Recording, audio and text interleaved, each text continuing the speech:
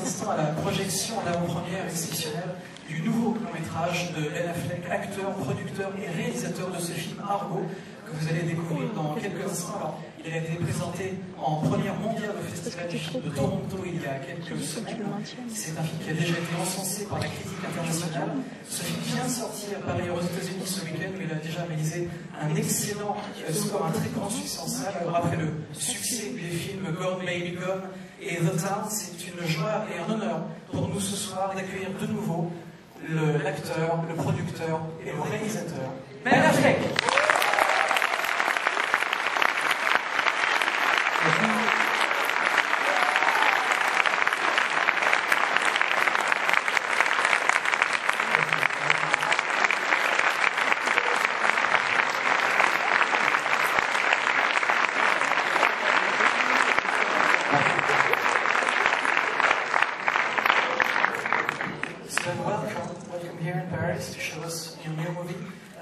Je vais tout d'abord demander à Ben Affleck de nous parler un petit peu de la genèse de ce projet. Can you talk to us about the genesis of the project, where actually the idea came from, and can you talk to us about that? Originally, this idea came to me by way of George Clooney, who sent me the script, and it was so good that I couldn't believe George didn't want to do it himself.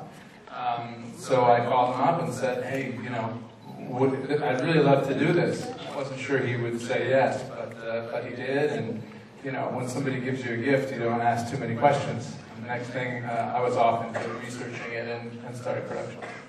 Mais en fait, cette histoire est venue de la part de George Clooney. En fait, il m'a envoyé l'histoire. Et lorsque j'ai lu le scénario, je me suis dit, mais c'est une histoire qui est tellement extraordinaire que je me demande, à vrai dire, pourquoi George Clooney lui-même ne le réalise pas. Donc je l'ai appelé, je ne me faisais pas trop d'illusions, et en fin de compte, là, il m'a laissé faire ce film, et puis voilà, lorsqu'on fait un cadeau comme cela, nous dit Ben, eh bien on ne se pose pas trop de questions, on y va, et donc après il est parti dans les recherches pour pouvoir faire le film, et c'est comme ça que le film a été monté sur scène. And actually, how different was this movie for you, considering it's a true story, which is a first for you? Et je demande également à Ben, de quelle manière ce film a-t-il été différent pour lui en tant que réalisateur, puisque pour la première fois, il réalise un film qui est adapté d'une histoire vraie? The true story was very difficult because you usually only have one responsibility as the director, which is to just make the best possible film, and the one that expresses its themes most elegantly to you.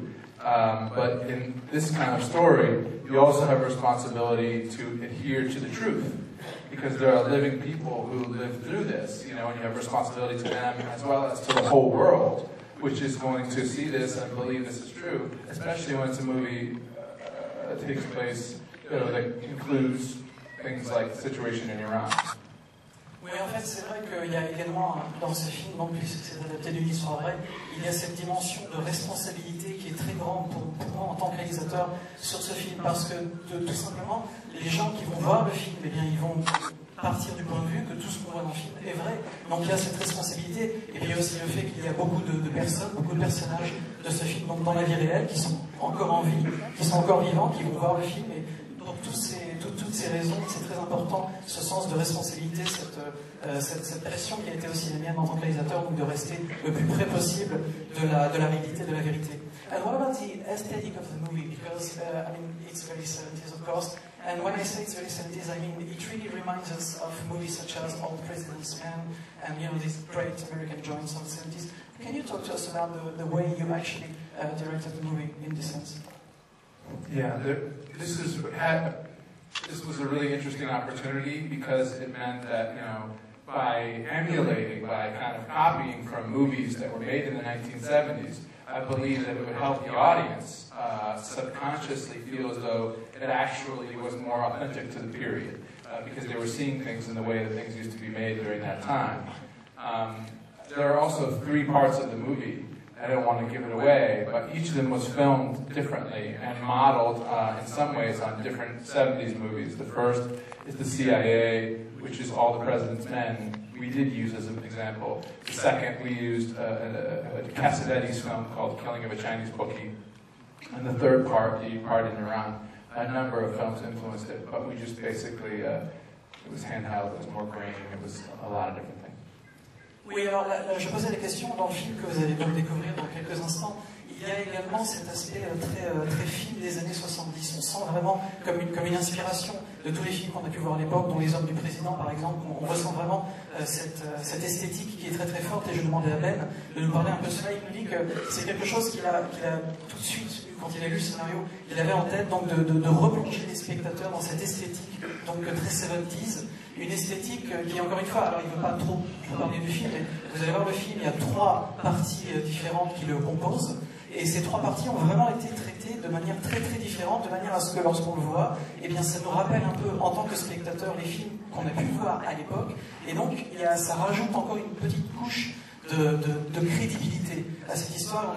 On a vraiment l'impression que tout est véridique. Alors les influences, bien sûr, il y a eu pour toute la partie qui se passe dans les bureaux de la CIA, vous allez découvrir une des influences, donc bien sûr Les Hommes du Président, tous les films donc des années 70 qu'il a pu voir, mais également dans une autre séquence, il a été très influencé par le film de John Cassavetes, et également dans cette 3e partie, la partie qui se passe en Iran, beaucoup de films comme ça ont pu lui servir d'inspiration et de référence. Et c'est vrai qu'il nous dit que tout cet aspect granuleux de l'image, eh bien, ça permet, il y a comme ça quelque chose de physique qui nous permet vraiment de ressentir la véracité des faits tels qu'ils se sont passés.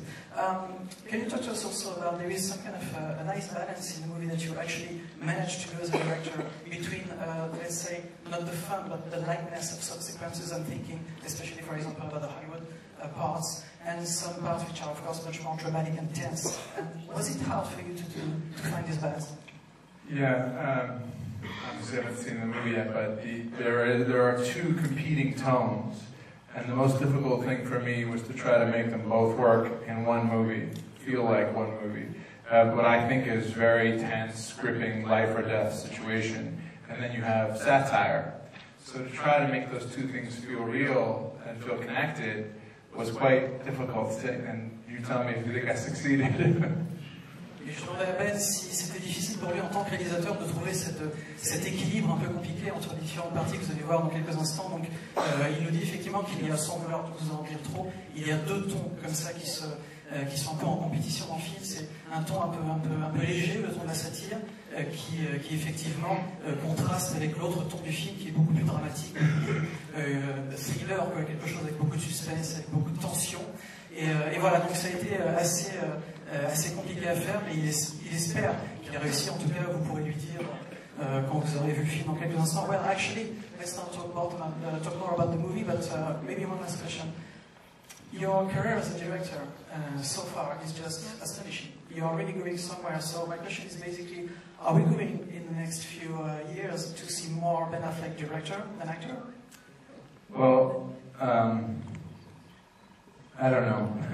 I think, I love cinema and making movies, and so hopefully you'll continue to see that. One of the things about this job is you have to get people to hire you, and I hope they continue. I also would like to say, first of all, Alexander Desplat, I would like to say that his excellent score is part of what unifies the movie, and I wanted to thank him here publicly since I'm in Paris. And the other thing is, I just want to say thank you for hosting me in this movie, and what I'm told is the best cinema in Paris. And what I am quite sure is the most discriminating and thoughtful film-going audience in the world. So thank you.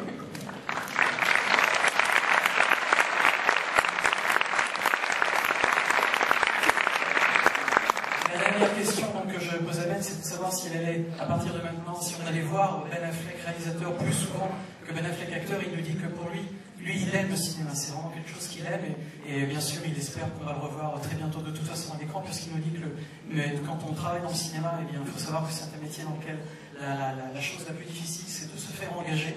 Donc voilà, il espère qu'on va l'engager de nouveau bientôt, et puis il voulait également profiter de sa présence à Paris parmi nous aujourd'hui pour remercier Alexandre Desplat qui a composé la musique du film et qui la musique a beaucoup contribué à unifier toutes les séquences du film et à en faire un film entier.